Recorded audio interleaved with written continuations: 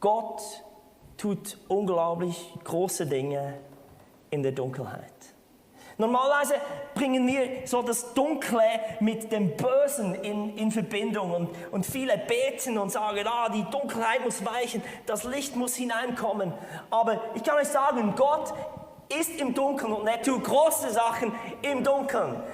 Für Gott ist das Dunkle kein Problem. Es heißt hier in diesem Text, dass er alle Tage unseres Lebens kennt. Er hat sie in sein Buch geschrieben. Wisst ihr, Gott hat ein Bild für dein Leben, wie es aussehen könnte.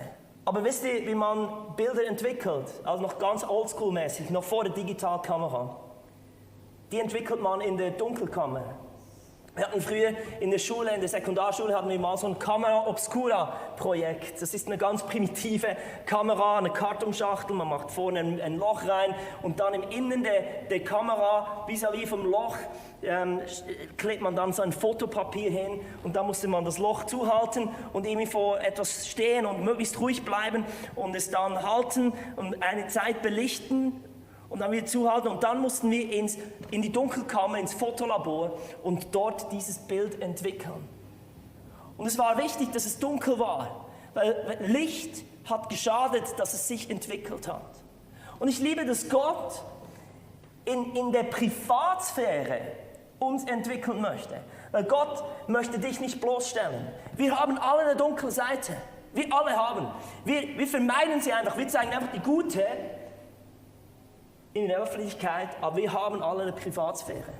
Gott durchschaut dich und er möchte dort hineinkommen. Gott liebt die dunkle Seite, weil es dein Potenzial ist, ihm ähnlicher zu werden und vor allem in neue Dimensionen zu kommen. Und ich glaube, wir sind in einer Zeit, wo wir ein bisschen ungewollt in einer solchen Isolation sind.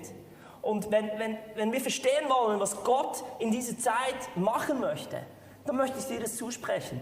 Gott entwickelt uns im Verborgenen, in der Dunkelheit. Es ist deine Chance, dass Gott etwas Neues tut, dass er in Dinge hineinkommt, wo er bisher wie ausgeladen war. Es heißt in Jesaja 45, ich gebe dir Schätze, die im Dunkeln vergraben sind. Was für eine wunderbare Verheißung, dass Gott in dieser Zeit Schätze hat.